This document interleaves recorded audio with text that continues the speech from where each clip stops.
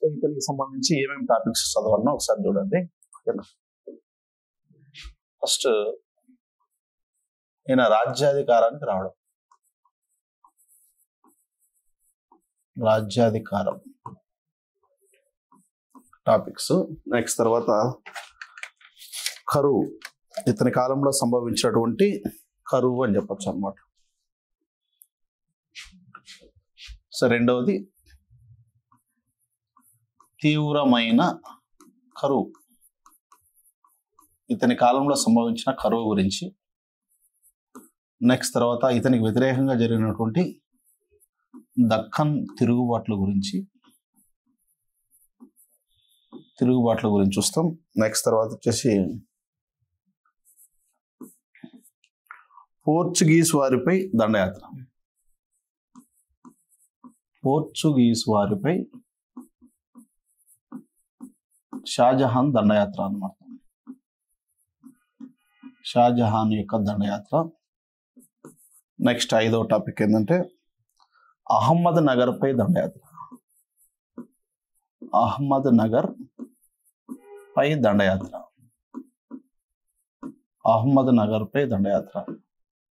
Next తర్వాత కాందహార్ ఆక్రమణ అన్నమాట, కాందహార్ ఆక్రమణ అని చెప్పచ్చు. నెక్స్ట్ తర్వాత ఏడవ అంశం ఏంటంటే మధ్య ఆసియాపై ఆధిపత్యం అన్నమాట, మధ్య ఆసియాపై ఆధిపత్యం అన్నమాట, మధ్య ఆసియాపై ఆధిపత్యం. నెక్స్ట్ తర్వాత వచ్చేసి వారసత్వ యుద్ధము అన్నమాట, వారసత్వ యుద్ధం. ఫైనల్గా షాజహాన్ మరణం, షాజహాన్ మరణం. ఇవి మనకు ఈయనకు సంబంధించినటువంటి టాపిక్స్ అన్నమాట. ఓకేనా. సో రాజ్యాధికారం ఎలా జరిగింది ఏంది అనేది చూద్దాం.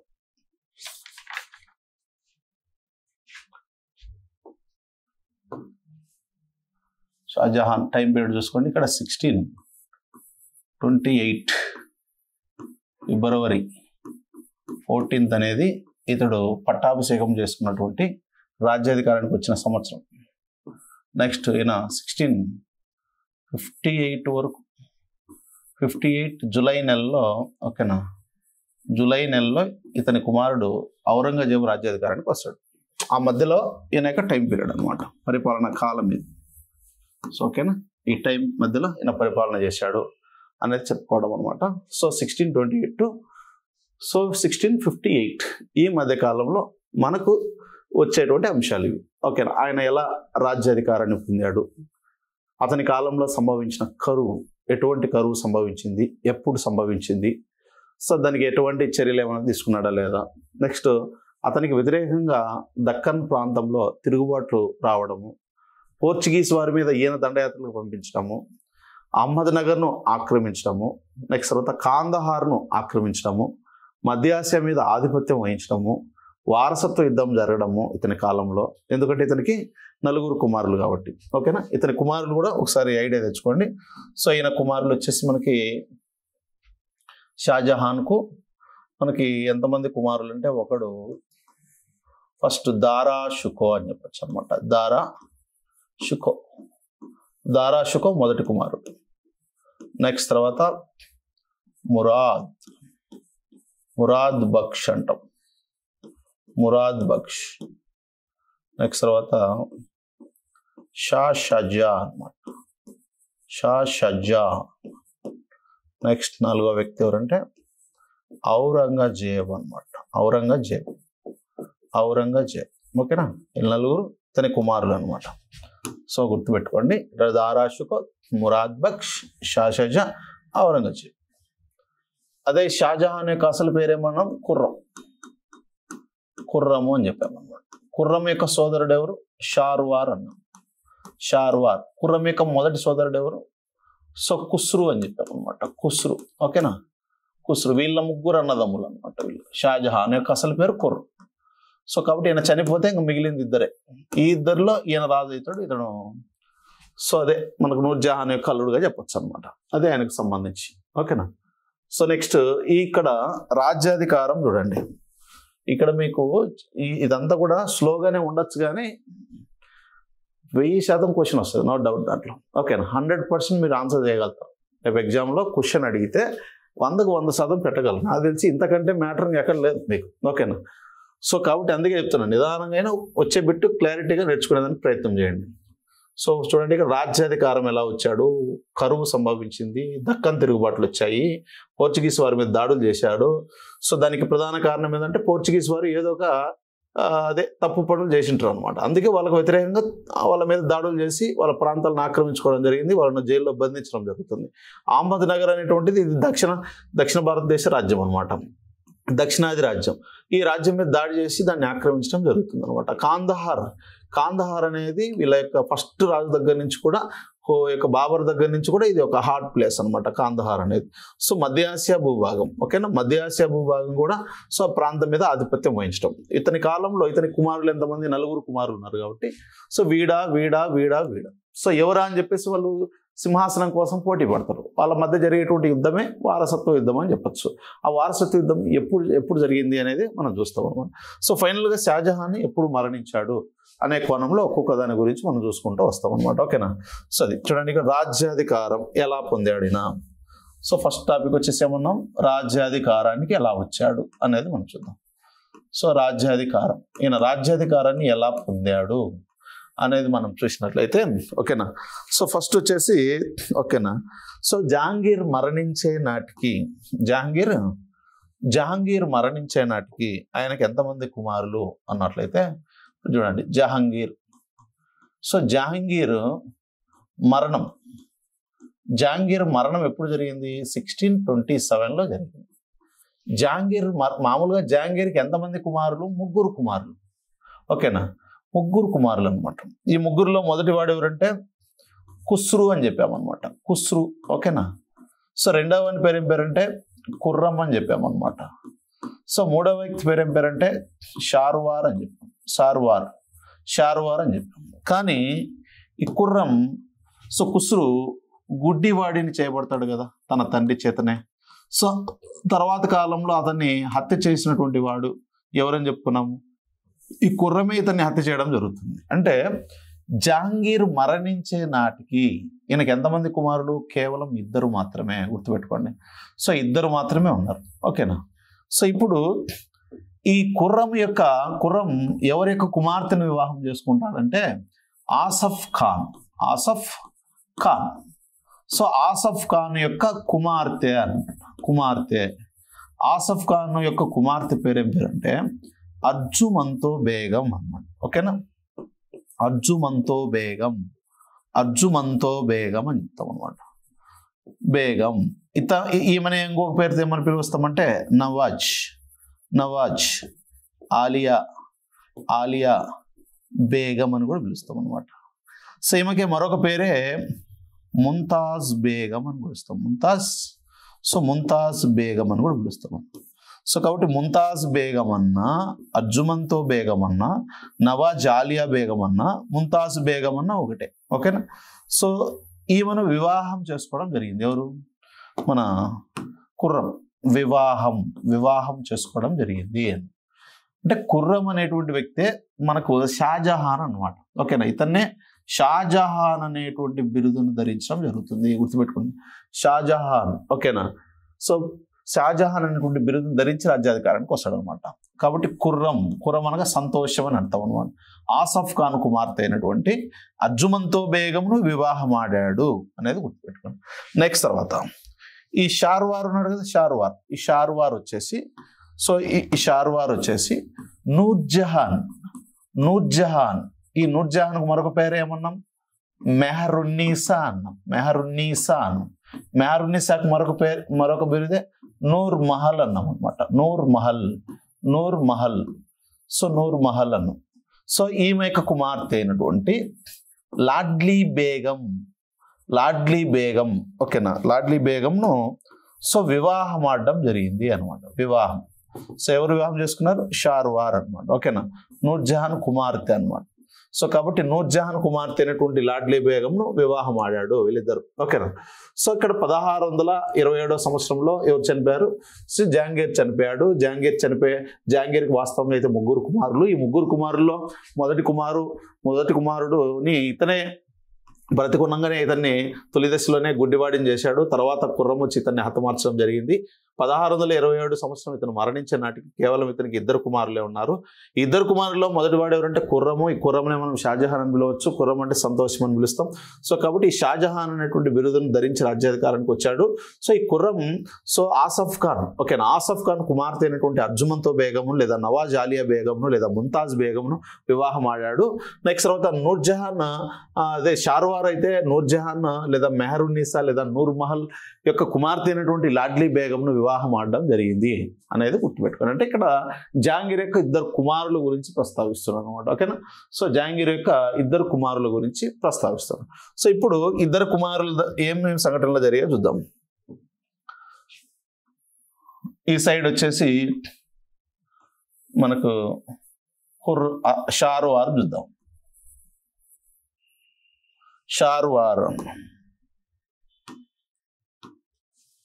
ఫస్ట్ షార్వార్ అనే కుమారుడు. ఓకేనా. ఇక్కడ వచ్చేసి ఖుర్రం అనేటువంటి కుమారుడు. ఇక్కడ ఏం జరిగింది చూద్దాం.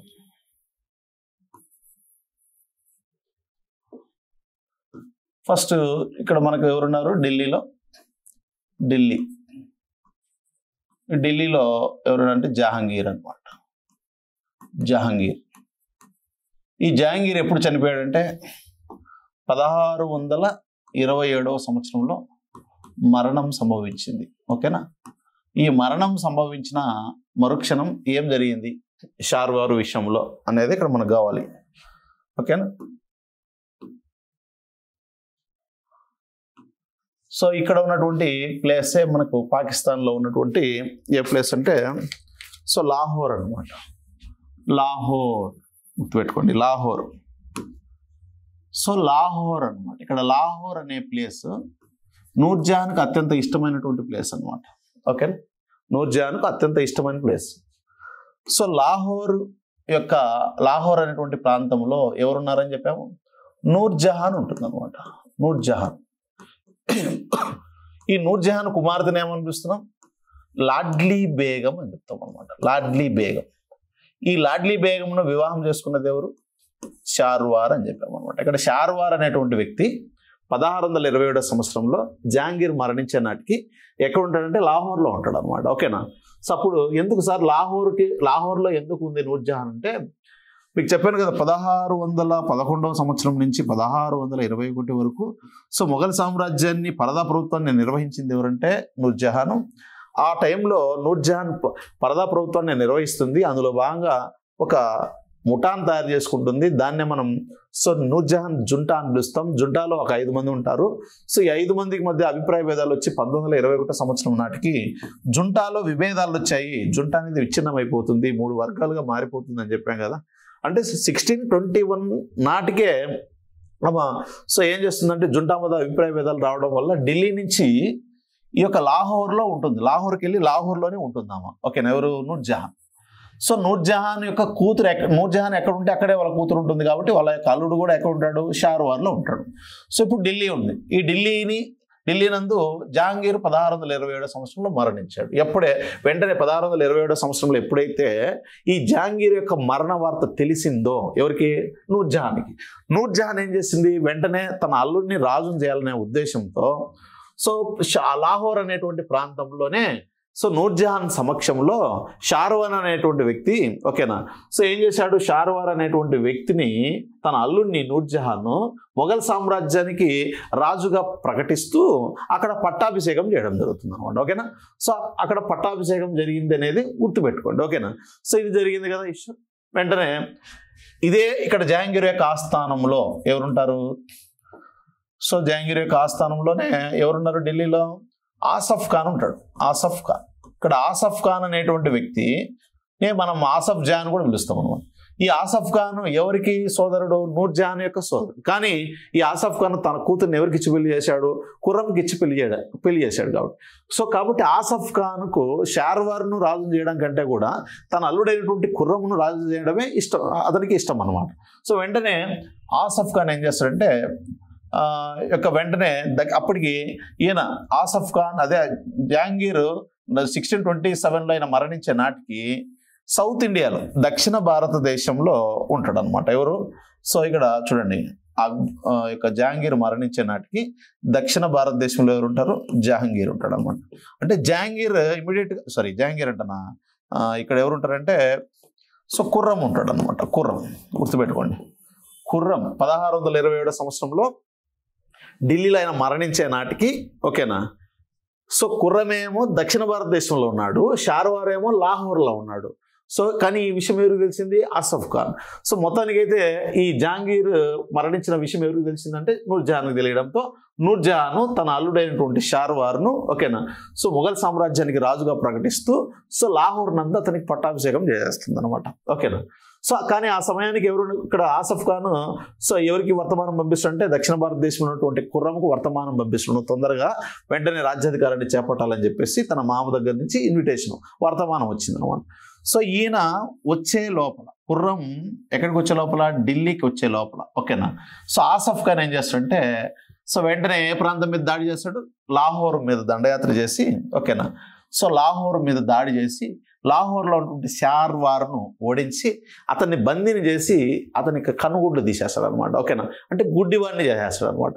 సో అంటే తన అన్ననే తన అల్లుడికి గుడ్డివాడిని చేయడం వల్ల ఆమె మానసికంగా బాగా డిప్రెషన్లోకి వెళ్ళిపోతుంది అనమాట. ఇంకా పూర్తిగా రాజకీయాలకు దూరం అయిపోతుంది అనమాట. సో ఈ రాజకీయాలు వద్దని చెప్పేసి పూర్తిగా కలత చెంది రాజకీయాలకు దూరం అయిపోతుంది అనమాట. ఎవరు? నూర్జహాన్. ఓకేనా. సో ఎందుకంటే తన సోదరుడే తన అల్లునికి కనుగుడ్లు తీసేశాడు అనమాట. సో బాగా నమ్మినటువంటి వ్యక్తి ఈ విధంగా చేశాడు. అందుకే సో నూర్జహాన్ ఇక నుంచి రాజకీయాలకు దూరం అయిపోతుంది అనమాట. ఓకేనా. సో అక్కడికి స్టాప్ అయిపోతుంది. ఓకేనా. సో వెంటనే మళ్ళీ ఎక్కడికి వచ్చేసాడు? ఎవరు? ఆసఫ్ ఖాన్. సో అందులోగా ఈ ఖుర్రం అనేటువంటి వ్యక్తి ఓకేనా. ఇప్పుడు ఖుర్రం ఎక్కడున్నాడని చెప్తున్నాము? సౌత్ ఇండియాలో ఉన్నటువంటి ఖుర్రము ఓకేనా. సౌత్ ఇండియాలో ఉన్నటువంటి ఖుర్రము సో ఇమ్మీడియట్గా ఎక్కడికి వస్తాడంటే ఆగ్రాకు వచ్చేస్తాడు అనమాట. ఓకేనా. సో ఆగ్రాకు వస్తాడు అనమాట. So Agra next Delhi. So ఇక్కడ ఈ నుంచి ఇక్కడికి ఈయన వస్తాడు అనమాట ఆసఫ్ ఖాను యొక్క సమక్షంలో ఇక్కడ ఆగ్రా నందు ఖుర్రం పట్టాభిషేకం చేసుకోవడం జరిగింది. ఆ విధంగా ఎప్పుడు 1628 ఫిబ్రవరి 14వ తేదీన సో ఆగ్రా నందు ఓకేనా పట్టాభిషేకం చేసుకొని ఓకేనా సో మొఘల్ సింహాసనాన్ని అధిష్ఠించినటువంటి వాడు ఖుర్రం. ఏ పేరుతో? షాజహాన్ అనే బిరుదును ధరించి రాజ్యాధికారానికి వచ్చాడు. అంటే 1628లో ఇప్పుడు ఖుర్రం ఏమైపోతాడు? మనకు షాజహాన్గా మారిపోయాడు.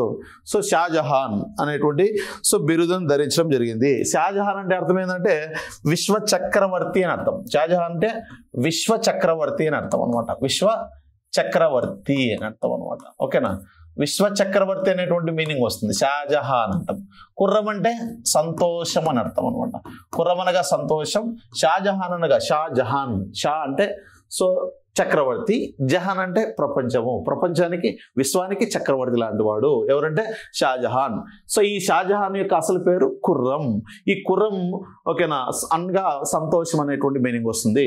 సో కాబట్టి దక్షిణ భారతదేశంలో తన తండ్రి మరణించే నాటికి దక్షిణ భారతదేశంలో ఉన్నటువంటి ఖుర్రం వెంటనే ఆగ్రాకు చేరుకొని ఆగ్రాలో 1628 సంవత్సరంలో ఫిబ్రవరి 14వ తేదీన సో పట్టాభిషేకం చేసుకొని సో మొఘల్ సామ్రాజ్యానికి పాల్గొనగా ప్రకటించబడ్డాడు అన్నమాట. ఇది మనకు జరిగినటువంటి సిచ్యువేషన్ అనమాట. ఓకేనా. సో కాబట్టి ఇక్కడ షార్వార్ ఎక్కడ ఇప్పుడు జహాంగీర్ కుమారుడు అయినటువంటి షార్వార్ ఎక్కడ పట్టాభిషేకం చేసుకున్నాడంటే లాహోర్లో. ఓకేనా. ఎవరి సమక్షంలో? నూర్జహాన్ సమక్షంలో. అది ఎందుకు ఏంటి అంటే ఇంకా వాళ్ళకు అర్థం చేసుకోవాలి వాళ్ళది రిలేషన్. నెక్స్ట్ తర్వాత విశ్వ చక్రవర్తి. సో షాజహాన్ అనగా విశ్వ చక్రవర్తి పేరులో ఉంది షా అంటే సో ఇస్లాం భాషలో మనకి షా అంటే పాదుషా అంటే సో చక్రవర్తితో సమానం అనమాట. ఓకేనా. సో జహాన్ అంటే నూర్ అంటే వెలుగు, జహాన్ అంటే ప్రపంచం అనమాట. సో విశ్వం. సో కాబట్టి నూర్జహాన్ అంటే ప్రపంచానికి వెలుగు లాంటిది అని చెప్పాం కదా. నూర్జహాన్ అంటే షాజహాన్ అంటే సో ఇక్కడ విశ్వానికి చక్రవర్తి లాంటి వాడు కాబట్టి విశ్వ చక్రవర్తి అనేటువంటి బిరుదును పొందాడు. ఖుర్రం అంటే సంతోషం, దేశం అనేటువంటి పేరుతో చెప్పొచ్చు అనమాట. ఎప్పుడు రాజ్యాధికారానికి వచ్చాడు ఈయన? 1628 ఫిబ్రవరి 14వ తేదీన రాజ్యాధికారానికి వచ్చాడు. ఇది మనకు ముఖ్యమైనటువంటి అంశం. 1628 ఓకేనా, ఫిబ్రవరి 14వ తేదీన ఈయన రాజ్యాధికారాన్ని చేపట్టాడు. ఎవరు? సో షాజహాన్. ఇది మనకు మీకు చెప్పినటువంటి సిలబస్లో ఇదే టాపిక్స్లో ఫస్ట్ టాపిక్ అనమాట. ఇది కంప్లీట్ చేసుకున్నాం మనం. ఎలా రాజ్యాధికారానికి వచ్చాడో మీకు అర్థమై ఉంటుంది అనమాట ఇప్పుడు. ఓకేనా. సో నెక్స్ట్ తర్వాత రాజ్యాధికారానికి వచ్చింది ఎప్పుడు? 1628 ఫిబ్రవరి 14వ తేదీన వచ్చాడు. ఓకేనా. సో ఇప్పుడు కరువు ఎప్పుడు వచ్చింది? నెక్స్ట్ టాపిక్ ఏంటంటే తీవ్రమైనటువంటి కరువు. సో కరువు గురించి మాట్లాడదాం. రెండవది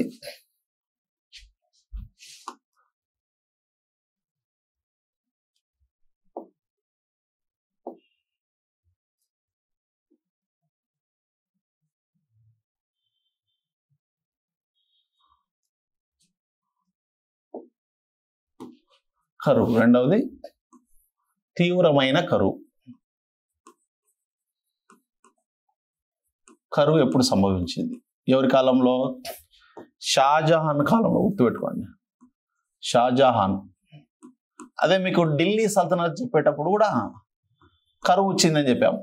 ఎవరి కాలంలో కరువు సంభవించింది? అప్పుడు మహమ్మద్ బిన్ తుగ్లక్. ఉత్తర విన్నారా స్టూడెంట్స్? ఎప్పుడు వచ్చింది మనకు? ఢిల్లీ సుల్తాన్ల కాలంలో. ఎవరి కాలంలో కరువు వచ్చింది? ఒకసారి రెస్పాండ్ చేయండి. సో మహమ్మద్ బిన్ తుగ్లక్ అనమాట. ఓకేనా, మహమ్మద్ బిన్ తుగ్లక్. మహమ్మద్ బిన్ తుగ్లక్ కాలంలో కరువు వచ్చింది అనమాట. సో ఇతని కాలంలో కరువు ఎప్పుడు సంభవించింది అన్నప్పుడు సో 1600 ఎప్పుడంటే 1630 నుంచి 1630 నుంచి 1632 మధ్య కాలంలో కరువు సంభవించింది అనమాట. సో ఏ ప్రాంతంలో కరువు సంభవించిందంటే గుజరాత్ ప్రాంతంలో ఎక్కువగా కరువు వచ్చింది అప్పుడు. ఓకేనా. ఏ place? Gujarat, Deccan. Gujarat and Deccan. So ఇదంతా కూడా దక్కన్ గుర్తుపెట్టుకోండి. దక్కన్ నందు, గుజరాత్ నందు సో ఎక్కువగా కరువు సంభవించింది అని చెప్పొచ్చు అనమాట. కరువు సంభవించడం 1630 నుంచి 1632 మధ్య కాలంలో, 1630 నుంచి సో 1632 మధ్య కాలంలో కరువు సంభవించింది. ఎక్కడ వచ్చిందంటే చూడండి, దక్కన్ అంటూ గుజరాత్ ప్రాంతాల్లో. సో ఈ మధ్య కాలంలో ఏం సంభవించిందంటే కరువు సంభవించింది అన్నమాట. అది కూడా అత్యంత తీవ్రమైనటువంటి కరువుగా మనం పరిగణించేస్తాం అనమాట. 1630 నుంచి 1632 మధ్య కాలంలో సో గుజరాత్ ప్రాంతంలో, దక్కన్ ప్రాంతాల్లో అత్యంత తీవ్రమైనటువంటి కరువు సంభవించింది అనమాట. ఓకేనా. సో తీవ్రమైనటువంటి కరువు సంభవించింది. దీన్ని ఇద్దరు వ్యక్తులు అనమాట కొన్ని అంశాల్లో కొన్ని స్టేట్మెంట్స్ ఇవ్వడం జరిగింది. ఆయన పేరేం పేరంటే పీటర్ మున్నే అనమాట. పీటర్ మున్నే అనమాట. సో పీటర్ మున్నే ఏం చెప్పాడు? అబ్దుల్ హమీద్ లహరి ఏం చెప్పాడు? ఈయన ఒక చరిత్రకారుడు.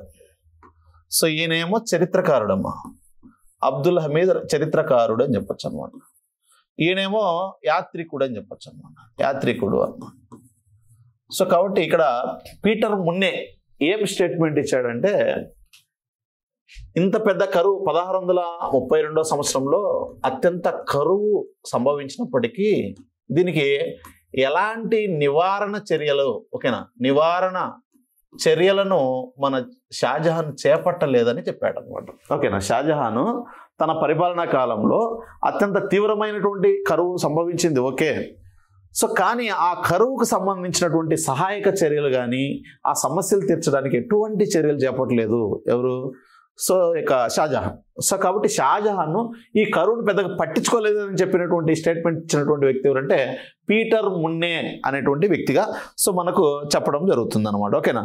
సో ఇక్కడ చూడండి, అబ్దుల్ హమీద్ లహరి ఏమంటాడంటే, అబ్దుల్ హమీద్ లహరి, ఓకేనా, ఇక్కడ మనకి ఏమని చెప్పడం జరుగుతుందంటే అబ్దుల్ హమీద్ లహరి సో ఇక్కడ తండ్రి తన కుమారుని ప్రేమ కంటే కూడా తన కుమారుడి ప్రేమ కంటే కూడా తన కుమారుడి మాంసమే చాలా అవసరం, అదే ముఖ్యమైనటువంటి అంశము. తన కుమారుడి సో వాంఛనీయమైనది ఇక్కడ ఏం లేదు. తండ్రి ఓకేనా, ఒక తండ్రి ఏది ఈ కరువు వలన 1630-32 కాలంలో సంభవించిన కరువు వలన ఒక తండ్రి, ఎవడైనా ఒక తండ్రి తన కుమారుడి యొక్క ప్రేమ కంటే కూడా తన కుమారుడి యొక్క మాంసమే వాంఛనీయమైనదని కోరుకునేవాడు. అంటే ఇంకా అర్థమైందంటే తన కుమారులను కూడా తినడానికి మా నరమాంస భక్షకులుగా ఆకలికి అలమటించి ప్రజలు ఇబ్బంది పడేవారు. దాని మీనింగ్ ఏంటంటే నిజంగానే తండ్రులు కుమారుల యొక్క మాంసాలను తింటారని కాదు, ఓకేనా. అంత తీవ్రమైనటువంటి కరువు సంభవించిందని చెప్పేసి తండ్రి తన కుమారుడి యొక్క ప్రేమ కంటే కూడా తన కుమారుడి యొక్క మాంసంకే ఎక్కువ తన కుమారుడి యొక్క మాంసమే అతనికి వాంఛనీయంగా ఉండేదని, ఓకేనా. దాన్ని అతని కుమారులను కూడా తినడానికి ప్రయత్నం చేశారు తండ్రులు. సో కాబట్టి అలాంటి సిచ్యువేషన్ మనకి ఇక్కడ కనపడినది అని చెప్పేసి తన రచనల్లో పేర్కొన్నటువంటి వ్యక్తి ఎవరంటే అబ్దుల్ హమీద్ లహరి, గుర్తుపెట్టుకోండి.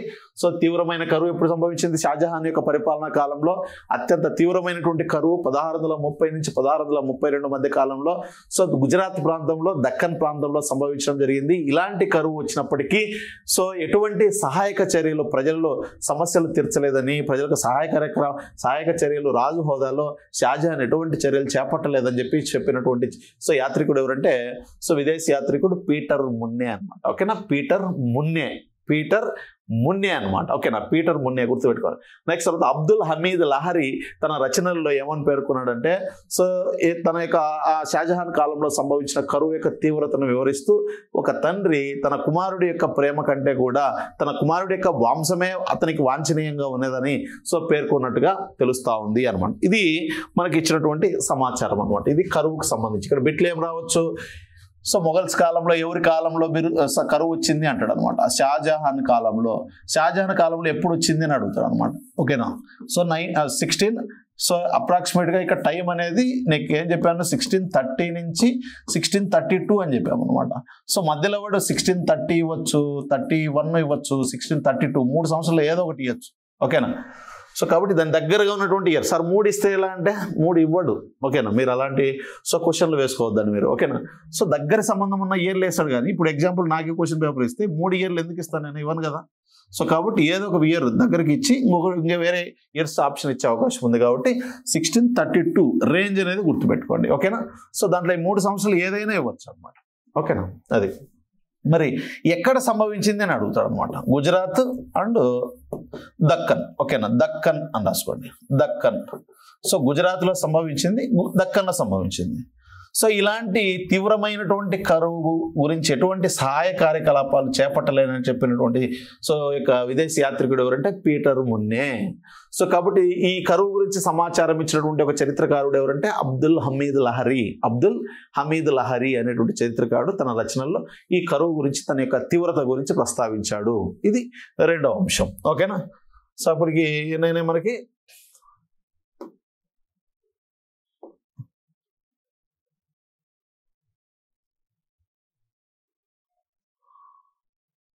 అక్కడికి ఇది అయిపోయిందమ్మా.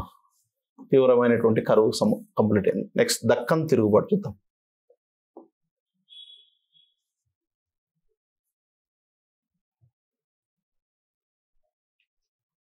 దక్కన్ తిరుగుబాటు మూడోది కదా, మూడో అంశం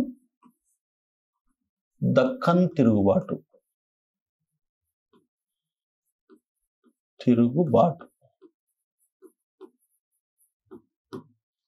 సో ఇక్కడ దక్కన్ తిరుగుబాటులో భాగంగా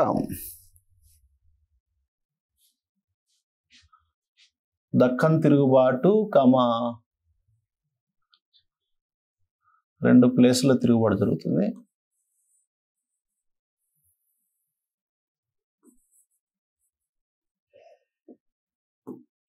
ఇప్పుడు ఇది ఢిల్లీ. ఈ ఢిల్లీని పరిపాలిస్తూ ఎవరున్నారంటే షాజహాన్. సో ఇది ఒక ప్లేస్ అనుకుందాం, బుందేల్ ఖండ్ అనుకుందాం.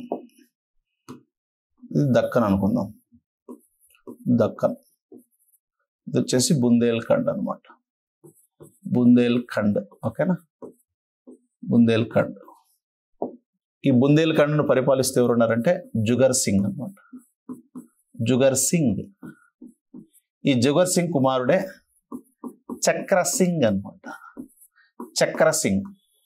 సో బుందేల్ఖండ్ యొక్క పాలకుడు ఎవరంటే జుగర్ సింగ్. జుగర్ సింగ్ యొక్క కుమారుడు చక్ర సింగ్ అనమాట. నెక్స్ట్ తర్వాత దక్కన్ పాలకుడు వచ్చేసి ఖాన్ జహాన్. సో దక్కన్ పాలకుడు ఎవరంటే ఖాన్ జహాన్. ఖాన్ జహాన్. సో ఖాన్ జహాన్. ఇప్పుడు ఏం లేదు, ఇప్పుడు ఎగ్జాక్ట్గా ఈ ప్లేస్లు మీరు ఏం గుర్తుపెట్టుకోవడానికి పెట్టుకోండి అంతే.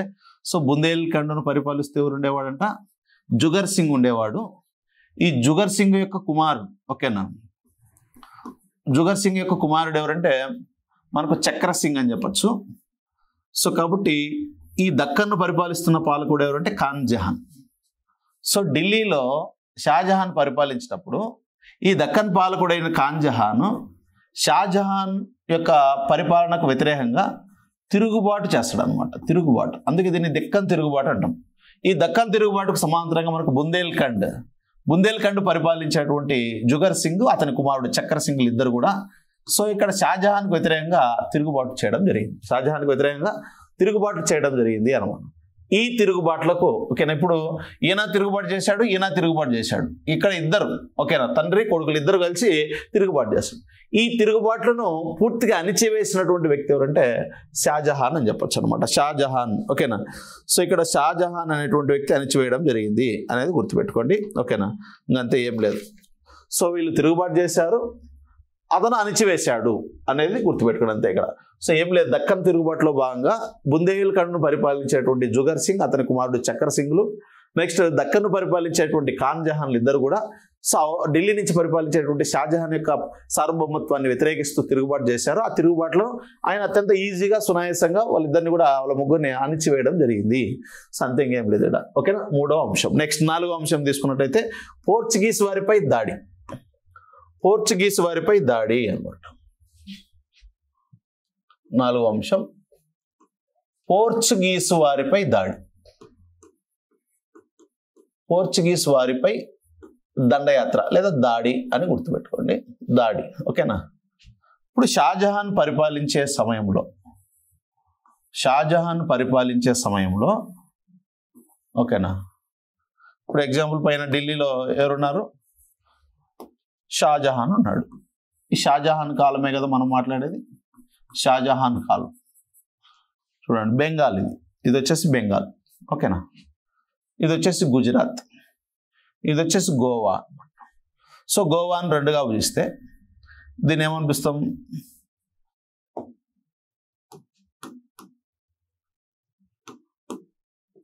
ఇది గోవా అనుకోండి. సో ఇది వచ్చేసి మనకి గుజరాత్, ఇది బెంగాల్. బెంగాల్లో దీన్ని ఏమనిపిస్తామంటే హుగ్లీ అని చెప్పచ్చు అనమాట. హుగ్లీ, బెంగాల్లోని హుగ్లీ. ఇదేమో గోవా అనుకుంటాం, ఓకేనా. గోవా, ఈ గోవా ఉత్తరాన ఉన్నదాన్ని ఏమనిపిస్తాం? నార్త్ గోవా అంటాం. దీన్ని నార్త్ గోవా అంటాం. So north Goa. ఈ దక్షిణాన ఉన్న భూభాగాన్ని ఏమనిపిస్తామంటే సౌత్ గోవా అనిపిస్తాం అనమాట. సౌత్ గోవా, ఉత్తర గోవా, దక్షిణ గోవా అంటాం. ఈ గుజరాత్ ప్రాంతం, ఓకేనా. సో గుజరాత్ ప్రాంతం అని చెప్పచ్చు. ఈ ప్రాంతంలో, ఈ బెంగాల్ ప్రాంతంలోని హుగ్లీ ప్రాంతంలో నెక్స్ట్ దక్షిణ గోవా, పర్టికులర్గా సో దక్షిణ గోవా అని చెప్పుకోవచ్చు అన్నమాట. ఈ దక్షిణ గోవా నందు పోర్చుగీస్ వారి యొక్క ప్రభావం ఎక్కువగా ఉండేది, ఓకేనా.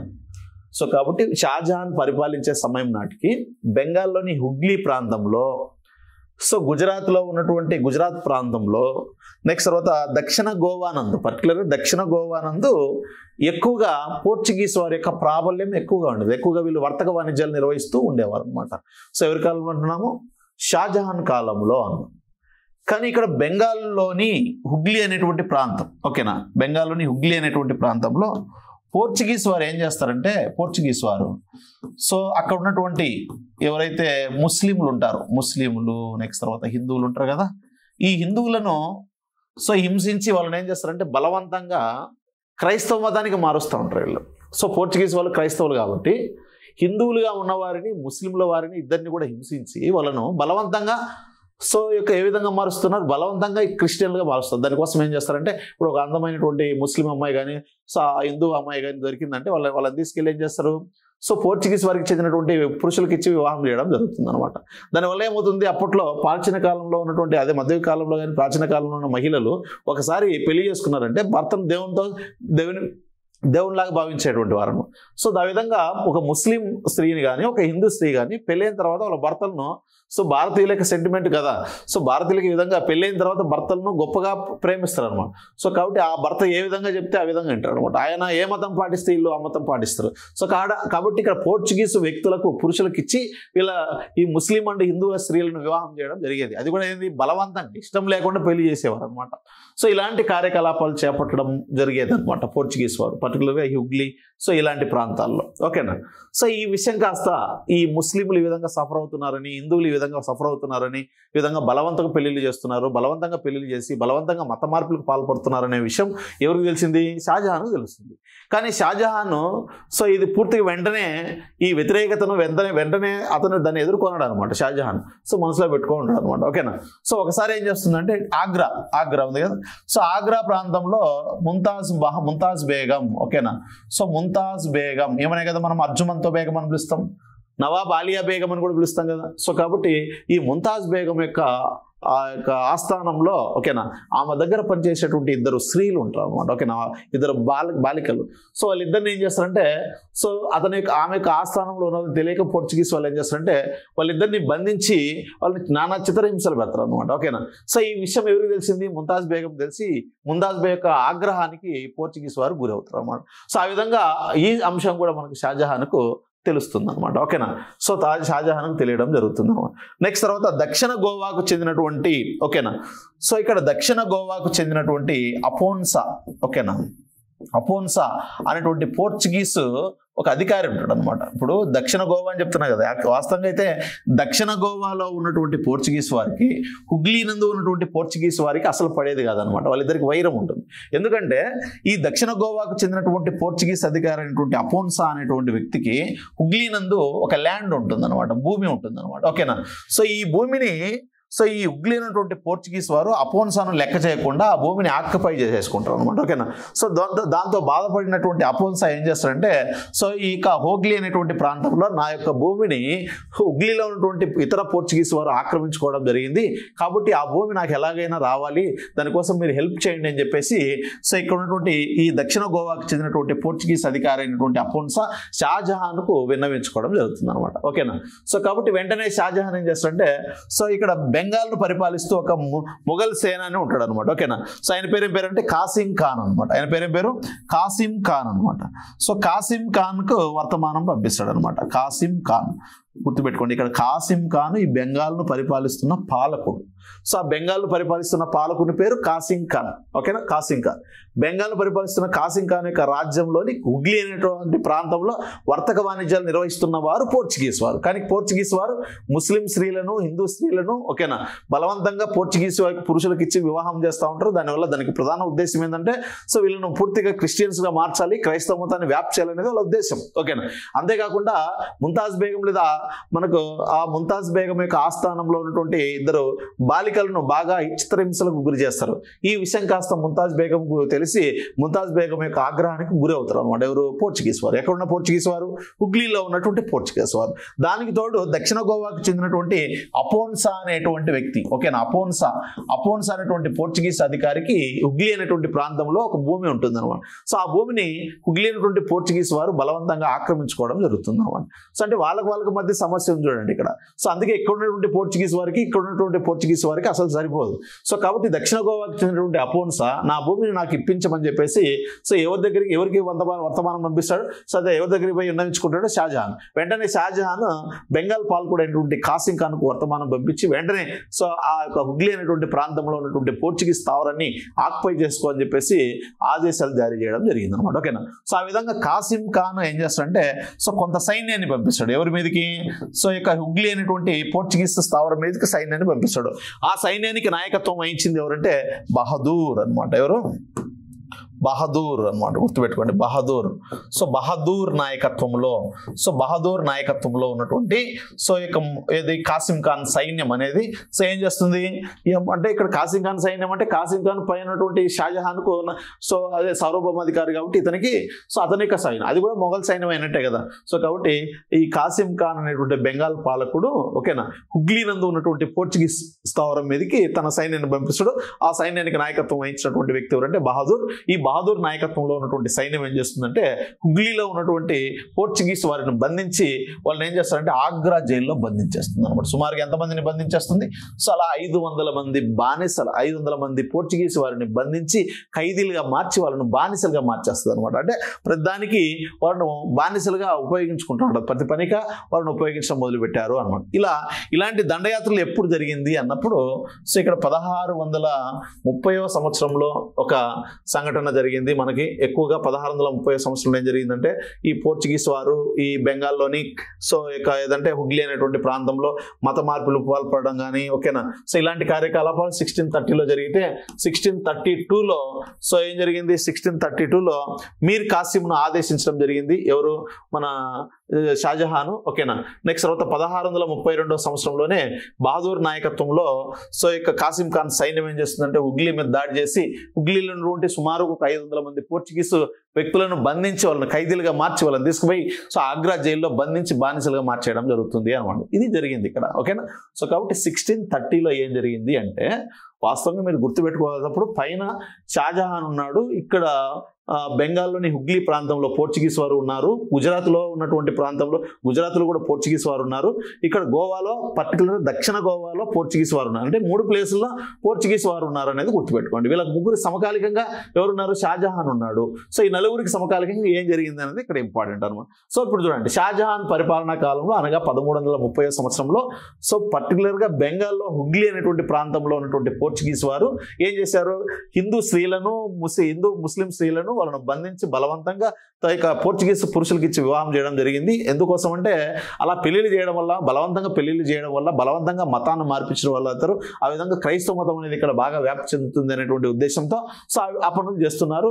అంతేకాకుండా అర్జుమంతో బేగం లేదా ముంతాజ్ బేగం యొక్క ఆస్థానంలో ఉన్నటువంటి 2 బాలికలను వాళ్ళను బంధించి సో వాళ్ళను బాగా చిత్రహింసలు పెడతారు ఈ పోర్చుగీస్ వాళ్ళు. ఆ విషయం కాస్త ముంతాజ్ బేగం తెలియడంతో ముంతాజ్ బేగం ఆగ్రహానికి గురవుతుంది ఓకేనా. సో ఆ విధంగా షాజహాన్కు ఈ సమాచారం అంతా తెలిసింది ఎప్పుడు 1630లో. వెంటనే 1632వ సంవత్సరంలో ఏం జరిగింది? సో ఇక్కడ దక్షిణ గోవాలో ఉన్నటువంటి అపోన్సా అనేటువంటి వ్యక్తి సో వాస్తవంగా దక్షిణ గోవాలో ఉన్నటువంటి పోర్చుగీస్ వారికి హుగ్లీ ఉన్నటువంటి పోర్చుగీస్ వారికి అసలు పూర్తిగా విరోధులు అని చెప్పొచ్చు. వాళ్ళు పూర్తిగా సంఘర్షణ జరిగేది. సో ఎందుకంటే గోవాలో అపోన్సా అనేటువంటి వ్యక్తి దగ్గర ఉన్నటువంటి భూమి, హుగ్లీలో అతనికి ఉన్నటువంటి భూమిని వాళ్ళు బలవంతంగా ఆక్రమించుకోవడం జరుగుతుంది. దాంతో కోపాదిత్యులైనటువంటి అపోన్సా ఏం చేస్తారంటే షాజహాన్ దగ్గరికి వెళ్ళి ఈ విధంగా నా భూమిని నాకు ఇప్పించమని చెప్పేసి సో ఇక్కడ విన్నవించుకోవడం జరిగింది. దానికి స్పందించినటువంటి షాజహాన్ 1632వ సంవత్సరంలో ఏం చేశాడంటే కాసిం ఖాన్ను బెంగాల్ పాలకుడైనటువంటి కాసిం ఖాన్కు వర్తమానం పంపించి పోర్చుగీస్ వారి మీద దాడి చేయమని చెప్పేసి చెప్పడం జరిగింది. కాబట్టి షాజహాన్ యొక్క ఉత్తర్వుల మేరకు కాసిం ఖాన్ తన సైన్యాన్ని పంపించాడు హుగ్లీ పైకి, పోర్చుగీస్ వారి పైకి. ఆ సైన్యానికి నాయకత్వం ఇచ్చింది ఎవరంటే బహదూర్. ఆ విధంగా 1632వ సంవత్సరంలో ఆ ప్లేస్ని ఆక్రమించి ఏం చేశాడు? సో సుమారుగా 500 మంది పోర్చుగీస్ వారిని ఖైదీలుగా బంధించి వాళ్ళని బానిసలుగా మార్చేశారు. ఇది మనం ఇక్కడ చూడాల్సినటువంటి పోర్చుగీస్ వారి మీద జరిగినటువంటి దాడి ఓకేనా. సో ఇది మనకు ముఖ్యమైనటువంటి అంశంగా చెప్పొచ్చు అనమాట. నెక్స్ట్ తర్వాత అహ్మద్ నగర్ పై దండయాత్ర 5వది కదా. అహ్మద్ నగర్ పై దండయాత్ర అన్నమాట. ఇప్పుడు అహ్మద్ నగర్ అనేది ఎక్కడ ఉంది అనేది మనకి ఇంపార్టెంట్ అనమాట.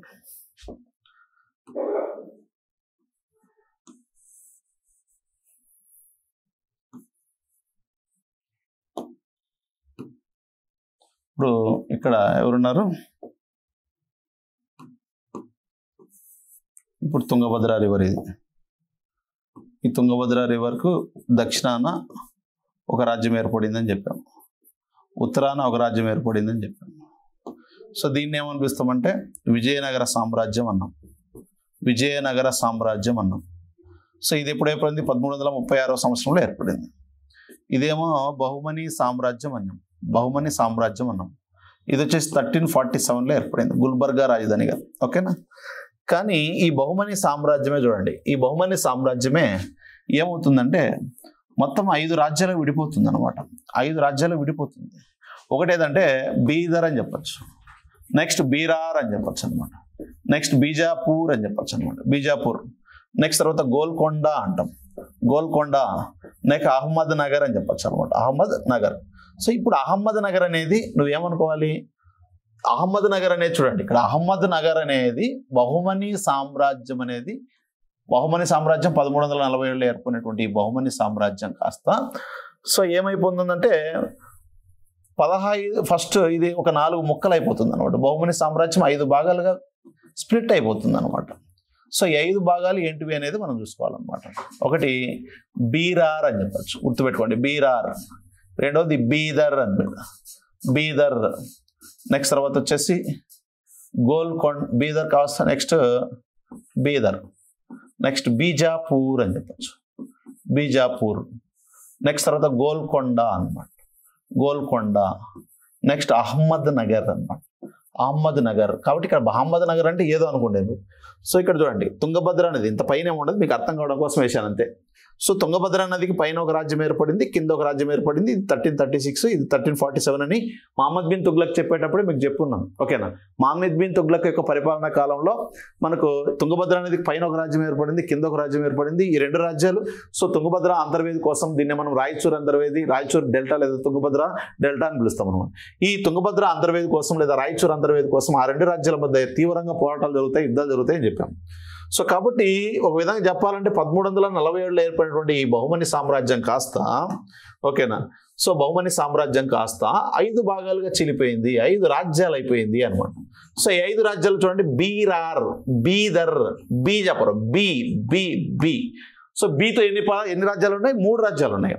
ఓకేనా, ఇప్పుడు చూడండి ఇక్కడ బీరార్ నుంచి పరిపాలించిన వారు, ఇప్పుడు అహ్మద్ నగర్ తీసుకుందాం. అహ్మద్ నగర్ నుంచి పరిపాలించిన వారిని ఏమనిపిస్తామంటే నిజాం షాలు అంట, నిజాం షాహీలు అన్నమాట, నిజాం షాహీలు.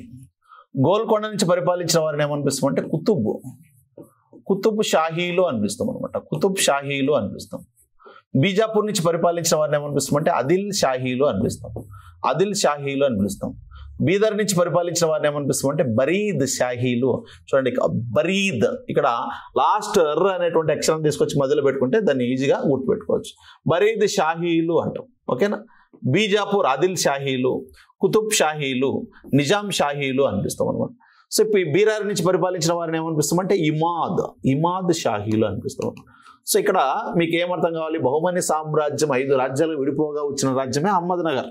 ఓకేనా, ఈ అహ్మద్ నగర్ ఒక దక్షిణాది రాజ్యమే కదా, దక్షిణ భారతదేశంలో ఉన్నటువంటి రాజ్యమే.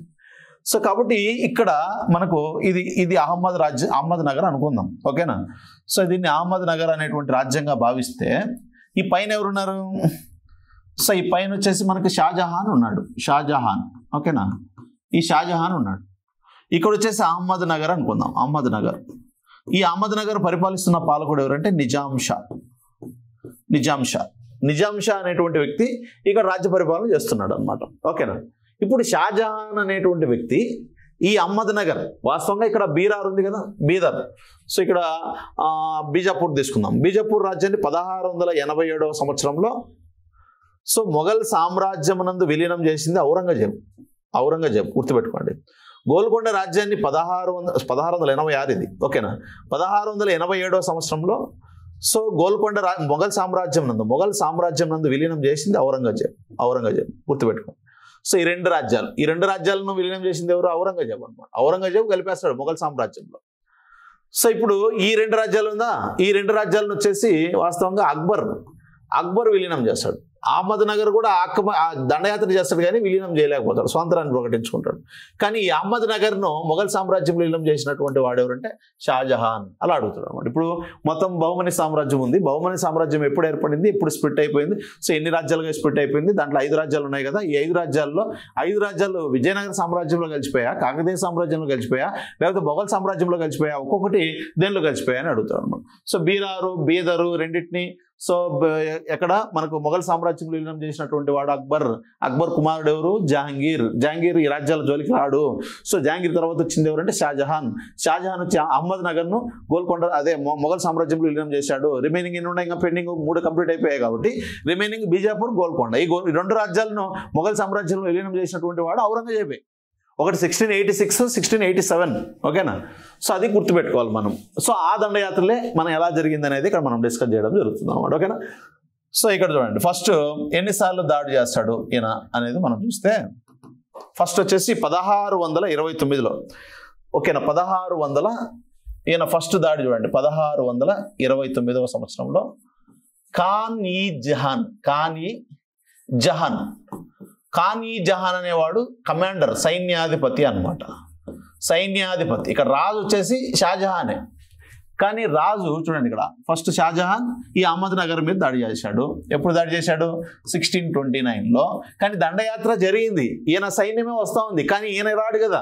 సో ఈయన తరపున ఒక కమాండర్ వస్తాడు. ఆ ఎవరి యొక్క నాయకత్వంలో ఆ దాడి జరిగింది అని అడుగుతారు అనమాట. ఖాన్ ఈ జహాన్ అనమాట. ఖాన్ సో ఈ జహాన్. నెక్స్ట్ రెండవది వచ్చేసి 1633వ సంవత్సరం 1633లో ఒకసారి జరుగుతుంది అనమాట. ఇక్కడ మహాబత్ అనేటువంటి వ్యక్తి యొక్క నాయకత్వంలో జరుగుతుంది. నెక్స్ట్ తర్వాత 1600 సో మనకు 36వ సంవత్సరంలో 1636లో సో ఎవరంటే ఇక్కడ వచ్చేది సో ఔరంగజేబ్ అనమాట. ఔరంగజేబ్ అంటే ఎవరు? అహ్మద్నగర్ యొక్క అదే షాజహాన్ యొక్క సో కుమారుడు జహాంగీర్. ఔరంగజేబ్ ఉన్నాడు కదా. సో ఈ ఔరంగజేబ్ 1636లో యువరాజు అంటే షాజహాన్ కుమారుడి హోదాలో ఒక సైన్యాధిపతిగా సో అహ్మద్నగర్ మీద దాడి చేసినటువంటి దండయాత్రలకు నాయకత్వం వహించడం జరిగింది. చూడండి 1629లో ఖాన్ ఈ జహాన్ నాయకత్వంలో దండయాత్ర జరిగింది ఫస్ట్ టైం. నెక్స్ట్ రెండవసారి వచ్చేసి 1633లో మహాబత్ అనేటువంటి వ్యక్తి యొక్క నాయకత్వంలో సో దండయాత్ర జరిగింది. నెక్స్ట్ మూడవసారి 1636లో 1636వ సంవత్సరంలో ఔరంగజేబు నాయకత్వంలో 3 సార్లు మనకు అదే లాస్ట్ చివరి దండయాత్ర ఔరంగజేబు నాయకత్వంలో దండయాత్ర జరిగింది.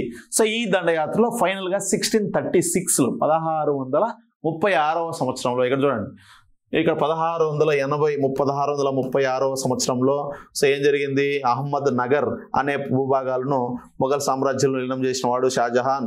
1686వ సంవత్సరంలో బీజాపూర్ను మొఘల్ సామ్రాజ్యంలో విలీనం చేసిన వాడు ఔరంగజేబ్. 1687వ సంవత్సరంలో సో గోల్కొండ రాజ్యాన్ని మొఘల్ సామ్రాజ్యంలో విలీనం చేసినటువంటి వాడు ఎవరంటే సో ఔరంగజేబ్ అని చెప్పచ్చు. అంటే 1636, 1686, 1687 ఈ 3 సంవత్సరాలు చాలా చాలా ఇంపార్టెంట్.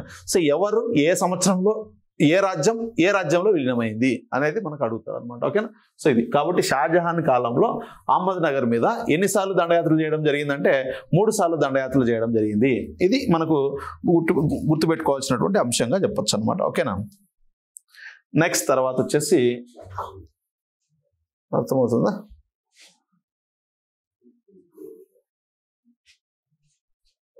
ఓకే, అర్థమవుతుందా?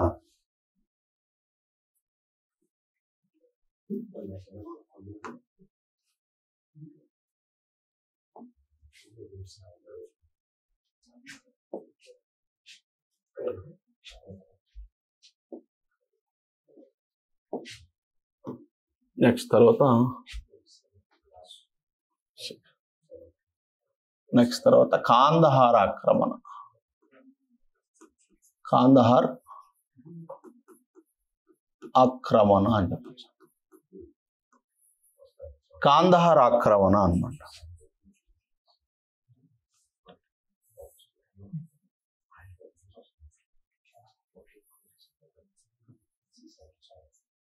కాందహార్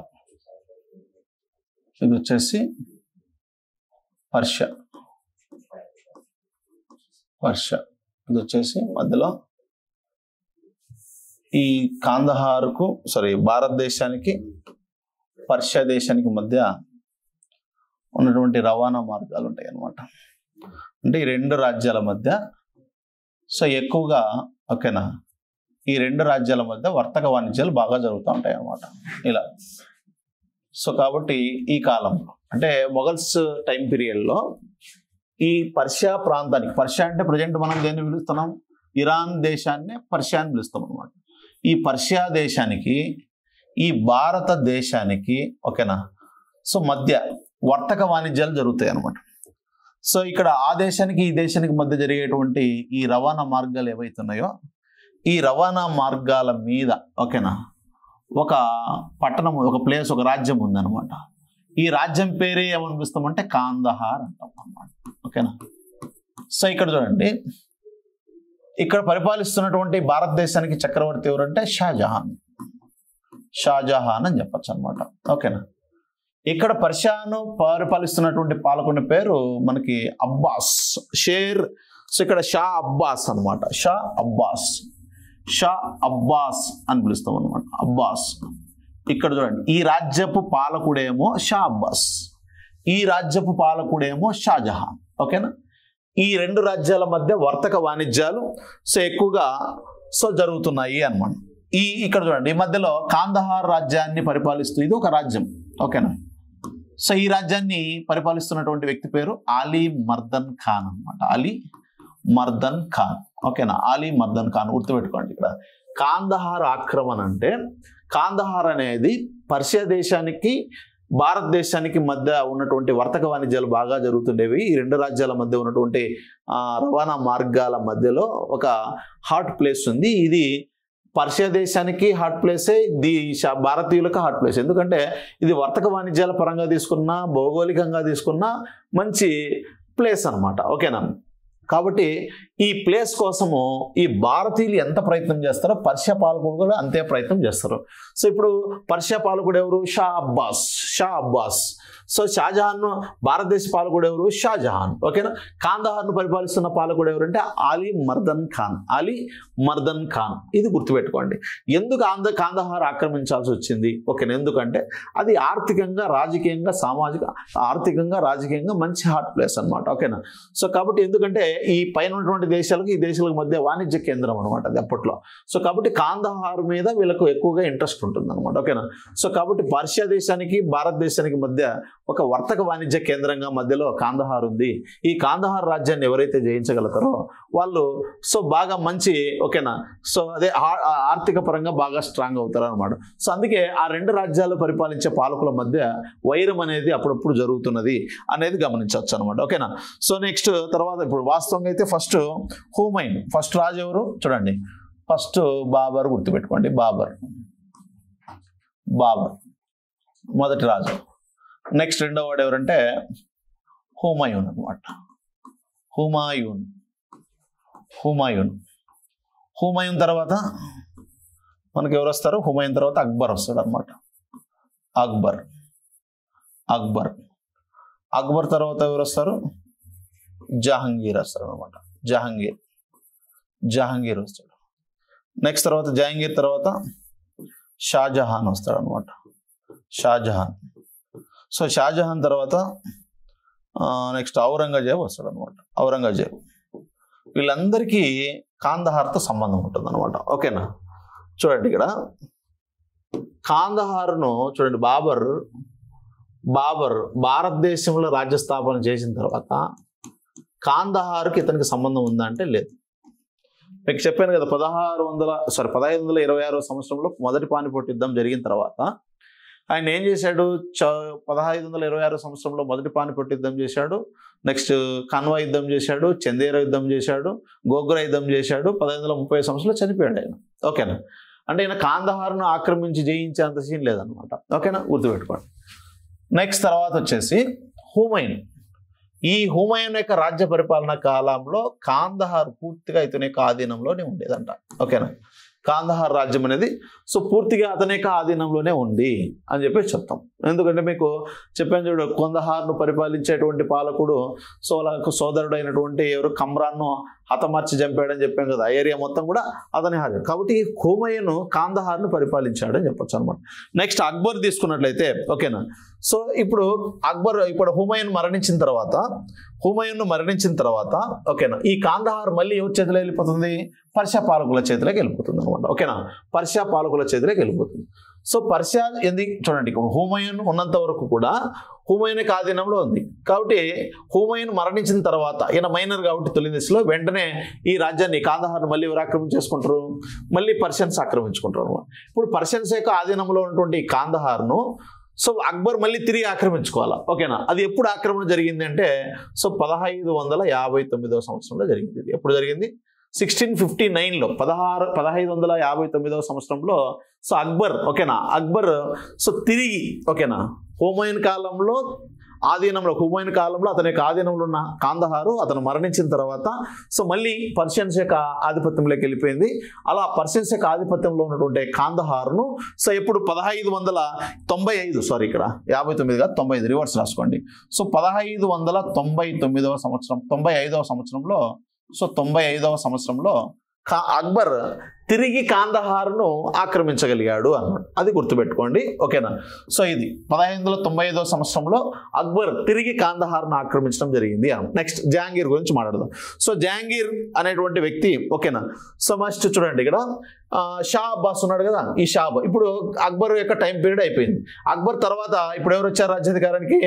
సో 16 చూడండి, ఇక్కడ 1595లో ఆక్రమించాడు. మళ్ళీ తర్వాత 1605వ సంవత్సరంలో అక్బర్ చనిపోయాడని చెప్పాం కదా. అక్బర్ చనిపోయిన తర్వాత మళ్ళీ 1622వ సంవత్సరంలో చూడండి, ఇక్కడ 1622వ సంవత్సరంలో 1622లో, ఓకేనా, 1622లో కాందహార్ను జహాంగీర్ కోల్పోయాడు అనమాట. ఇక్కడ అక్బర్ ఏమో 1595వ సంవత్సరంలో కాందహార్ని తిరిగి పొందాడు, ఓకేనా, తిరిగి పొందాడు. కానీ ఎవరి దగ్గర నుంచి? షా అబ్బాస్ నుంచి. ఇప్పుడు అక్బర్ చనిపోయాడు. అక్బర్ తర్వాత ఎవరు వచ్చారు? జహాంగీర్ వచ్చాడు. జహాంగీర్ కాలంలో కూడా 1622వ సంవత్సరం వరకు కూడా కాందహార్ అతని యొక్క ఆధీనంలో ఉండింది. కానీ 1622వ సంవత్సరంలో ఇతని బలహీనతను గుర్తించి షా అబ్బాస్ ఏం చేశాడంటే, సో కాందహార్ పై దాడి చేసి కాందహార్ను మళ్ళీ తను ఆక్రమించేసుకుంటాడు అనమాట. ఎవరు?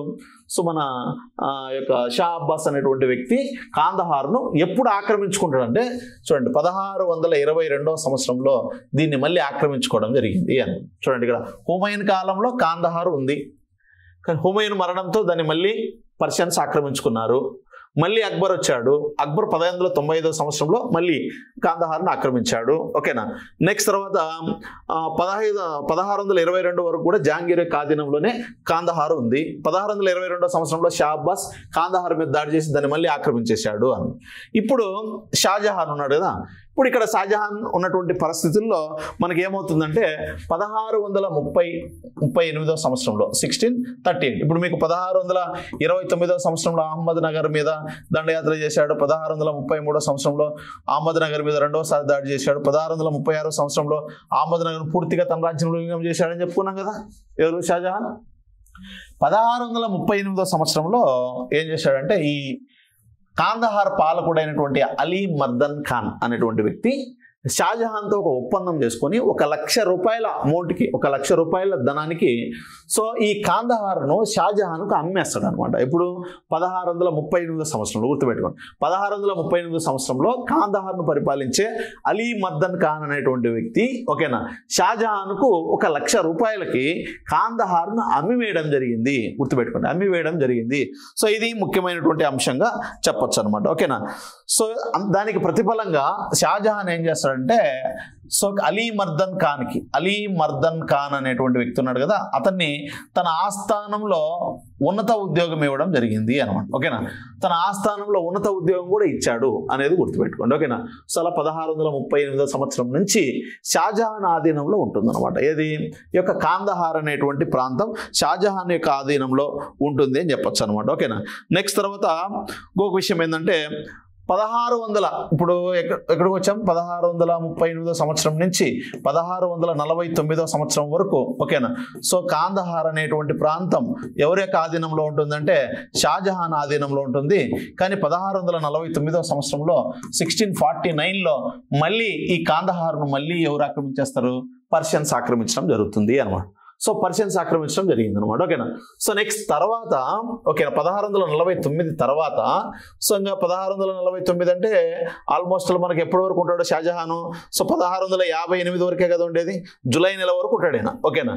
సో కాబట్టి మధ్యలోనే మీకు సమస్యలు స్టార్ట్ అయిపోతుంది. కాబట్టి 1649 తర్వాత సో ఈ యొక్క కాందహార్ను ఆక్రమించడం కోసం సో ఇద్దరు దండయాత్రలు చేయడం జరిగింది అనమాట. కాందహార్ మీద దాడులు చేయడం జరిగింది, ఓకేనా. అంటే షాజహాన్ తన కుమారులైనటువంటి దారాషుకో, ఔరంగజేబ్, దారాషుకో 2 సార్లు, ఇప్పుడు చూడండి, ఇప్పుడు షాజహాన్ దండయాత్రకు వెళ్ళాడు, తన కుమారుల నాయకత్వంలో సైన్యాలను పంపిస్తాడు. అలా కాందహార్ 1649వ సంవత్సరంలో పర్షియా పాలకులు కాందహార్ను ఆక్రమించిన తర్వాత షాజహాను, ఓకేనా, షాజహాను రెండు సార్లు కాందహార్ మీద దాడులు చేస్తాడు అనమాట. కాందహార్ మీద దాడి చేస్తాడు. కానీ ఈ 2 దండయాత్రలు, మొదటి దండయాత్రకు నాయకత్వం వహించింది ఎవరంటే దారాషుకో. ఎవరైనా? సో మనకు షాజహాన్ యొక్క మొదటి కుమారుడు అనమాట.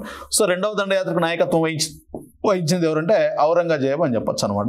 కాబట్టి ఔరంగజేబు దారా షికోల యొక్క నాయకత్వంలో 1649 సంవత్సరంలో కాందహార్ను పర్షియన్స్ ఆక్రమించిన తర్వాత దాన్ని మళ్ళీ తిరిగి ఆక్రమించుకోవాలనే ఉద్దేశంతో కాందహార్ మీద 2 సార్లు దాడులు చేయడం జరిగింది షాజహాన్. కానీ ఈ దాడులకు 2 దండయాత్రలకు మొదటి దండయాత్రకు నాయకత్వం వహించింది అతని కుమారుడు. అతని కుమారుడు మనకు ఫస్ట్ అయిన ఎవరు దారా షికో, రెండో వ్యక్తి ఎవరంటే మనకు లాస్ట్ కుమారుడు ఔరంగజేబు అనమాట. వీళ్ళిద్దరి నాయకత్వంలో 2 సార్లు కాందహార్ మీద దాడులు చేశారు కానీ అది సాధ్యం కాలేకపోయింది అనేది మనం చూస్తాం అనమాట. ఇప్పుడు మనం ఈయన దగ్గరే ఉన్నాం కాబట్టి ఈయన దగ్గర చూస్తాం, ఇతను మనకు అవసరం లేదనమాట. ఓకేనా. సో ఆ విధంగా ఇప్పుడు మీరు ఏం గుర్తుపెట్టుకోవాలంటే, ఓకేనా, సింపుల్ అమ్మ ఇది. సో పైన ఒక రాజ్యం ఉంది, కింద ఒక రాజ్యం ఉంది, మధ్యలో ఒక రాజ్యం ఉంది. పైన ఉన్న రాజ్యాన్ని పర్షియా అంటాం, కింద ఉన్న రాజ్యాన్ని భారతదేశం అంటాం. దీన్ని పరిపాలించేవాడిని షా అబ్బాస్ అంటాం, దీన్ని పరిపాలించేవాడిని షాజహాన్ అంటాం. సో మధ్యలో ఉన్నటువంటి ఈ ప్లేస్ కాందహార్ రాజ్యాన్ని పరిపాలిస్తున్నవాడు అలీ మర్దన్ ఖాన్ అంటాం. సో దీని యొక్క చరిత్రను అబ్జర్వ్ చేసినట్లయితే ఈ రాజ్యానికి మధ్యలో ఇది ఆర్థికంగా రాజకీయంగా మంచి హార్డ్ ప్లేస్. ఓకేనా. ఈ ప్లేస్ని ఎవరైతే ఆక్రమిస్తారో వాళ్ళు ఈ ప్రాంతం మీద పట్టును సాధించి ఉంటారు, పట్టును కలిగి ఉంటారు అనమాట. అందుకే పర్షియన్స్ కానీ ఈ పక్క భారతీయులు కానీ మొఘల్స్ కానీ ఎప్పుడు కూడా ఈ రాజ్యాన్ని ఆక్రమించాలని ప్రయత్నాలు చేస్తారనమాట. సో ఆ విధంగా ఇతని యొక్క చరిత్ర చూస్తే ఫస్ట్ బాబర్ కాలంలో అతని ఆధీనంలో కాందహార్ లేదు. ఆ హుమాయూన్ కాలంలో పూర్తిగా కాందహార్ అతని ఆధీనంలోనే ఉన్నది. కానీ అక్కడ హుమాయూన్ మరణించిన తర్వాత అక్బర్, హుమాయూన్ మరణించిన తర్వాత వెంటనే ఈ యొక్క కాందహార్ను పర్షియన్స్ ఆక్రమించేశారు. సో వాళ్ళు ఆక్రమించినటువంటి ఆ యొక్క కాందహార్ను అక్బర్ 1595 సంవత్సరంలో తిరిగి ఆక్రమించుకోవడం జరిగింది. ఆ విధంగా 1595 నుంచి ఆల్మోస్ట్ 1605 సంవత్సరంలో ఆయన మరణించేంత వరకు, ఓకేనా, అదే మనకి అక్బర్ ఆధీనంలో ఉన్నటువంటి ఈ కాందహార్ ఆల్మోస్ట్ 1622 వరకు కూడా జహాంగీర్ యొక్క ఆధీనంలో ఉంది. కానీ జహాంగీర్ యొక్క పరిపాలనా కాలంలో 1622 సంవత్సరంలో పర్షియా పాలకుడు షా అబ్బాస్ కాందహార్ను మళ్ళీ తిరిగి ఆక్రమించుకోవడం జరిగింది. ఓకేనా. సో నెక్స్ట్ తర్వాత వచ్చేసి ఆ విధంగా 1622 సంవత్సరం నుంచి 1638 వరకు కూడా ఈ జహాంగీర్ ఈ యొక్క కాందహార్ పాలకులు ఏం చేస్తారంటే పర్షియా పాలకులకు సామంతులుగా ఉండేవాళ్ళు, వాళ్ళకి ట్యాక్స్ కట్టుకుంటూ ఉండేవారు. కానీ 1638 సంవత్సరంలో పర్షియా పాలకులతో విభేదించినటువంటి అలీ మర్దన్ ఖాన్ 1638 సంవత్సరంలో షాజహాన్తో ఒక ఒప్పందం చేసుకొని ₹1,00,000 డబ్బులు ఇచ్చేసి, అదే ధనం ఇచ్చేసి, అతనితో ఒక ఒప్పందం చేసుకొని కాందహార్ని ఎవరికి ఇచ్చేస్తాడు, షాజహాన్కి ఇస్తే ఈ షాజహాన్ ఏం చేస్తాడు, ఓకేనా, షాజహాన్ తన ఆస్థానంలో అతనికి మంచి ఉద్యోగం కూడా ఇస్తాడు అనమాట. ఓకేనా. అలా జరిగింది. ఆ విధంగా 1638 సంవత్సరం నుంచి 1649 వరకు కూడా కాందహార్ అనేది ఎవరి ఆధీనంలో ఉంటుంది, షాజహాన్ యొక్క ఆధీనంలోనే ఉంటుంది. కానీ 1649 సంవత్సరంలో షాజహాన్కి వ్యతిరేకంగా ఈ కాందహార్ను మళ్ళీ షా అబ్బాస్ ఆక్రమించేస్తాడు అనమాట. ఓకేనా. అలా పోయినటువంటి కాందహార్ని తిరిగి ఆక్రమించుకోవడం కోసం ఎవరు షాజహాన్ 2 సార్లు దాడులు చేయడం జరిగింది కాందహార్ మీద. కానీ కాందహార్ మీద జరిగినటువంటి మొదటి దండయాత్రకు నాయకుడు ఎవరంటే దారా షికో, రెండవ దండయాత్రకు నాయకుడు ఎవరంటే ఔరంగజేబు. ఇది మనకి కాందహార్కు సంబంధించి మీకు ఒక ఐడియా వచ్చి ఉంటుంది ఇప్పుడు. ఇది 1595 సంవత్సరం, నెక్స్ట్ తర్వాత 1622 సంవత్సరం ఒకటి, 1638 సంవత్సరం ఒకటి, 1649 సంవత్సరం ఒకటి. ఓకేనా. ఈ ఇయర్స్ పరంగా తీసుకుంటే ఇది కాన్సెప్ట్ బేస్ తీసుకుంటే ఎలా ఏంటి అనేది మీరు గుర్తుపెట్టుకోండి. ఓకేనా. ఎందుకు అది ఆ కాందహార్ అనేది అంత గొప్ప ప్లేస్ అంటే ఆర్థికంగా ఓకేనా, రాజకీయంగా మంచి హార్డ్ ప్లేస్. ఓకేనా. దీన్ని బాగా ఆక్రమించగలిగితే ఈ రాజ్యాలన్నింటినీ కూడా తన గుత్తాధిపత్యంలో పెట్టుకోవచ్చు అనమాట. అది ఓకేనా. ఇది మనకి కాందహార్కు సంబంధించినటువంటి అంశం. నెక్స్ట్ తర్వాత మధ్య ఆసియాపై ఆధిపత్యం.